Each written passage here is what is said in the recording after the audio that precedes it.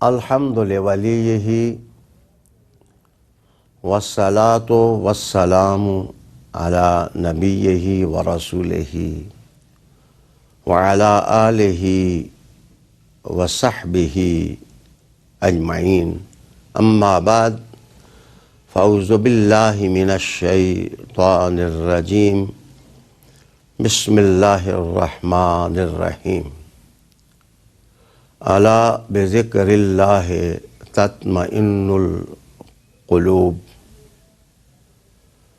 صدق اللہ مولانا العظیم وبلغنا رسولہ النبی الکریم ونحن علی ذلک من الشاہدین والشاکرین والحمد للہ رب العالمین۔ ناظرین، آج خواجہ غریب نواز کی میٹھی، عظیم اور خوبصورت شخصیت اور ان کی تعلیمات کے حوالے سے جب ہم کہنے سننے کے لیے جمع ہوئے تو میں عرض کروں گا کہ زندگی میں اطمینان اور سکون زندگی کا ایک اہم عنوان ہے۔ انسانی معاشرت میں اور انسانی سوسائٹی میں آپ کو جتنی تگ و تاز اور جد و جہد نظر آ رہی ہے، اس کے عقب میں اگر فیکٹر معلوم کرنے کی کوشش کریں تو سکون کا حصول اور اطمینان کا حصول آپ کو نظر آئے گا۔ قرآن حکیم فرقان مجید نے اٹل کانکریٹ دو ٹوک فیصلہ کیا ہے کہ اطمینان اللہ کا ذکر کرنے ہی سے حاصل ہوتا ہے۔ بلا شبہ اللہ کا نام انسان کو غفلت سے نکال کر بیداری کے ماحول میں لاتا ہے۔ اللہ کا نام لینے سے برسوں کے شرک کی ظلمتیں اجالوں سے اور انوار سے بدل جاتی ہیں۔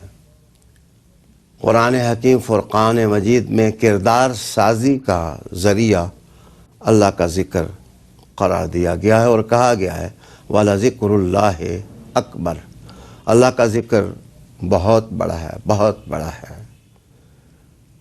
نماز بے حیائی سے روکتی ہے لیکن اللہ کا ذکر اس سے بھی بڑا ہے۔ معنی یہ ہے کہ وہ لوگ جو اللہ کا ذکر کثرت سے کرتے ہیں ان کا کردار مضبوط ہوتا ہے اور وہ مطمئن ہوتے ہیں۔ اطمینان کا مفہوم سمجھنے کے لیے ذہن میں رہے کہ اطمینان کسی ایسی چیز کا نام نہیں ہے جو ماورائی ہو اور تخیلاتی ہو۔ یہ ایک عملی ثمر ہے، پھل ہے۔ جب انسان جد و جہد کرتا ہے تو اللہ تعالیٰ اس کے عوض اپنا نام لینے کے عوض نام لینے والے کو ایک سکون اور اطمینان عطا کر دیتے ہیں۔ جیسے ایک محنت کرنے والا بچہ امتحان کے کمرے میں جائے، تیاری اچھی ہو تو اسے اطمینان ہوتا ہے کہ کامیابی مجھے ملے گی۔ اللہ تعالیٰ نے فرمایا کہ ایک ایسے ہی مسلمان جب اللہ کا ذکر کرتا ہے تو اسے اللہ اطمینان عطا کرتا ہے۔ خواجہ غریب نواز قدس سر العزیز اس راز کو پا گئے تھے۔ آپ کے پیر و مرشد نے تلقین کیا تھا کہ ہم آدم دل کو اللہ سے جوڑے رکھو، تمہارے دل کی دھڑکنیں اللہ کا نام لیتی رہیں۔ خواجہ غریب نواز کی زندگی پھر اسی مرکز پر گھومتی رہی، کبھی خود شوق کے عالم میں اللہ اللہ کرنا، عبادت کرنا، اور کبھی جو ملنے کے لیے لوگ آتے تو ان کے دلوں میں بھی یہ نور نوازی کرنا اور ان کے دل کی دھڑکنوں میں بھی اللہ کا نام ڈال دینا۔ خواجہ غریب نواز بلا شبہ آپ کہ ہاں اس تعلیم کا چراغاں کسی شمع کی روشنی کی طرح نہیں تھا، وہ سورج کی منور کرنوں کی طرح تھا۔ اجمیر کے چشمے کے کنارے بیٹھ کر خواجہ غریب نواز نے 90 لاکھ لوگوں کے دل زندہ کیے، اور پھر ان کی اولادوں کا حساب لگا لیں کہ ان کی اولادیں بھی مشرف و اسلام ہوئیں، اللہ نے انہیں بھی اطمینان عطا کیا۔ خواجہ غریب نواز نے اس کام کو منظم کیا۔ آپ نے 500 سے زیادہ خلفاء تیار کیے۔ تیار کرنے کے بعد دیار و امصار میں ان کو بٹھایا اور عزت کے ساتھ ان کو بٹھایا، انہیں مکان بنا کر کے دیے، علماء کو علم مند کر کے بھیجا تاکہ مختلف بستیوں میں بیٹھ کر لوگوں کو اللہ کا ذکر سکھائیں اور دولت جمع نہ کریں بلکہ دولت اللہ کی مخلوق پر صرف کریں اور ان کی ضروریات کی تکمیل کریں۔ اور جس وقت تم دست خدا بن کر ان کے سروں پر آ جاؤ گے تو بے آسرا یتیم سکون محسوس کریں گے، بے آسرا مسکین سکون محسوس کریں گے، اور اس طرح یہ سکون کی تحریک اللہ تعالیٰ کے نظام کو قوی کرنے کا اور مستحکم کرنے کا ذریعہ بن جائے گی۔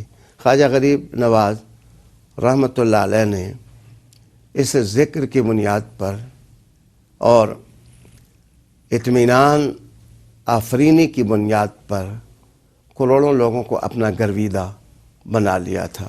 لوگ آتے تو کئی دشمنی اور عداوت کے جذبے سے آتے، لیکن جس وقت نظر خواجہ پاک کے چہرے پر پڑتی تو ان لوگوں کا عزم صراط مستقیم پر آ جاتا اور وہ رسالت مآب صلی اللہ علیہ وسلم کے گرویدہ ہو جاتے، اور یہ شوق فراواں ان کے اندر کردار سازی کا کام کرتا، انسان سے جڑتے، اور بلا شبہ جیسے اسلام نے یہ کہا کہ کنتم علی شفا حفرۃ من النار، تم آگ کے گڑھے کے کنارے تھے، فانقذکم، اللہ کے محبوب نے تمہیں بچا لیا۔